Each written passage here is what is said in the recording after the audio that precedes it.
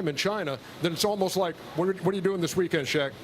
Going to China. And because you've been there a lot for, I assume, for business over there. Yes. So how did you watch as all this played out? We as American people, we do a lot of business in China, and they know and understand our values, and we understand their values.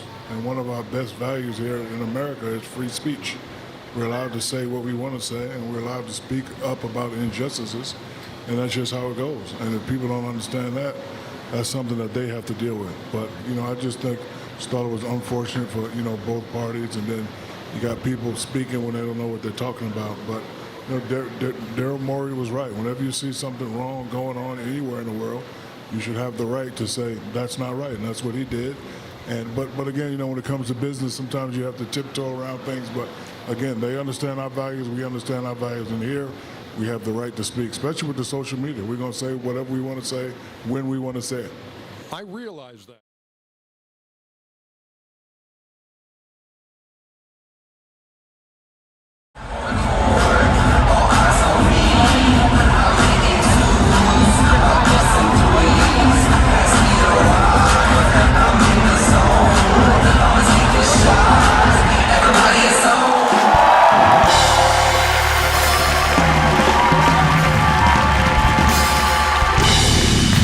Welcome back to the Night Night Show. Since Trevor Noah seems to be the only host that's going to cover this news in the States, here in Taiwan, our fake-ass ripoff of The Daily Show is trying to pick up the slack. Tonight's story, the NBA versus China. All right, now you already know. So earlier this month, Houston Rockets general manager Daryl Morey sent out a tweet in support of the Hong Kong pro-democracy protests. Now, China responded angrily, pulling games from state television, tearing down NBA banners, and pulling merchandise from stores. However, by the beginning of this week, the story had begun to die down.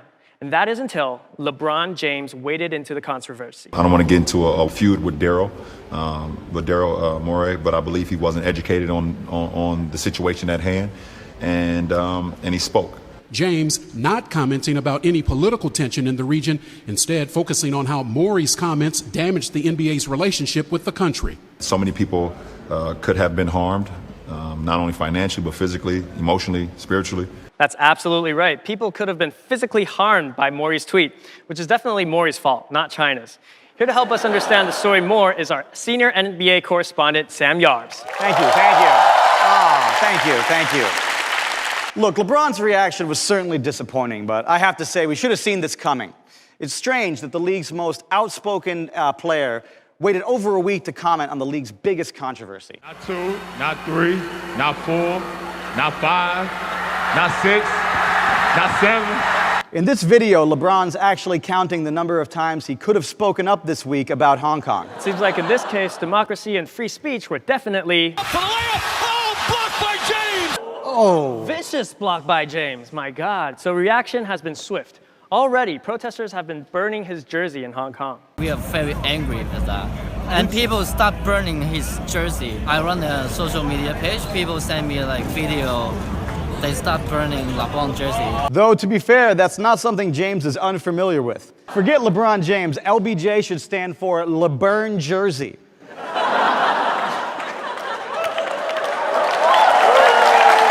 LeBron. That joke was worse than his comment. So Sam, the main complaint people seem to have is that in this situation, LeBron is being hypocritical. He's usually outspoken in these situations, but now he seems unwilling to call out China for their heavy-handed tactics. And that criticism is pretty much spot on. LeBron has always fashioned himself as someone who speaks truth to power, even in video games. Check out this cutscene from NBA 2K20. I speak for those without a voice, people who grew up like I did, poor, without hope. Those people, those kids, they exist on every corner of the globe. Except for Hong Kong. Now, wait, Brian, I have to disagree, all right? People are saying this is hypocritical. No, I think LeBron's just being specific. The protesters in Hong Kong do have a voice, because so far the police have only shot them in the eyes. You can still hear their voices when they're shouting at the police to stop beating them with hammers. Wow, that is certainly embarrassing. To be fair, though, he wasn't the only player to stumble while asked about this issue. Oh, absolutely not. Here's James Harden throwing Daryl Morey under the bus. I mean, speaking to the Chinese audience. Yeah, we apologize. We love China. We love playing there. Oh my God, Harden's defense. And it's not just the players that are embarrassing themselves. The new Nets owner, Joseph Tsai, had a long post on Facebook arguing that you need to understand 5,000 years of Chinese history before you can comment on Hong Kong. Like you can't understand teenagers get beaten by the police until you've read up on the Opium War. For those who don't know, Tsai is a billionaire and the co-founder of the company Alibaba, which is basically Amazon.com if Jeff Bezos was allowed to have more slaves. Yes. Tsai claimed to speak on behalf of 1.4 billion Chinese people who are all united in anger over Morey's tweet, even though they live in a country where Twitter is illegal. Glad to hear from Tsai, though, a billionaire Taiwanese Canadian who went to Yale and played lacrosse. I mean, finally we can understand what the average Chinese citizen is thinking. However, the most common response to this story has been depressingly uniform. There's so much history involved in it, and I don't know that history well enough to kind of speak on it or to form an opinion yet. It's a really bizarre international story, and it's something I'm reading about, and just like everybody is, but I'm not going to comment further than that. It's complicated, too hard to understand. It makes my head hurt. Sure, for the last 7 years, I had no problem remembering the names and backstories of 100 different characters on Game of Thrones. But come on, that show had dragons. I know it had dragons, come on. How am I supposed to make sense of this difficult international story? That is a very good question, Sam. That's why we prepared this video for NBA players to learn about Hong Kong. Hi, I'm Brian. Today, we're going to learn about Hong Kong, a place NBA players don't give a shit about because they're so afraid of losing that Chinese money. Recently, a lot of people don't know how to react to the Hong Kong situation because it's so complicated. So we're here to break it down for you. Police are shooting people for wanting democracy. Oh, you want to learn more about Hong Kong? Alrighty then.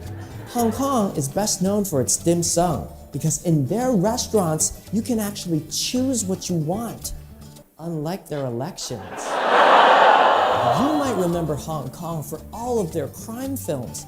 Oh, they're just so good at making those. But now, their police are taking it up a notch and shooting people in real life.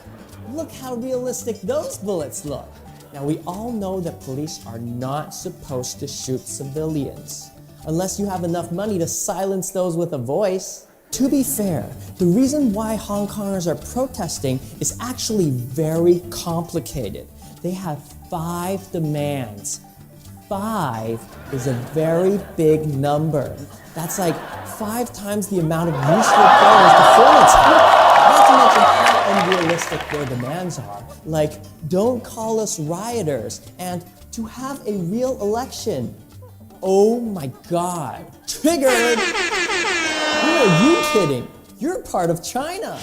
Now, it is still safe to visit Hong Kong as long as you stay in Disneyland. The Hong Kong version of Mickey Mouse is unlike anywhere else in the world because he's not allowed to wear a mask.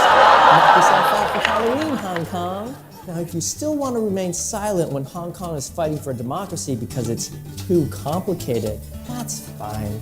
We just hope that when your police start shooting your eyes, you can shut up and dribble. Have fun!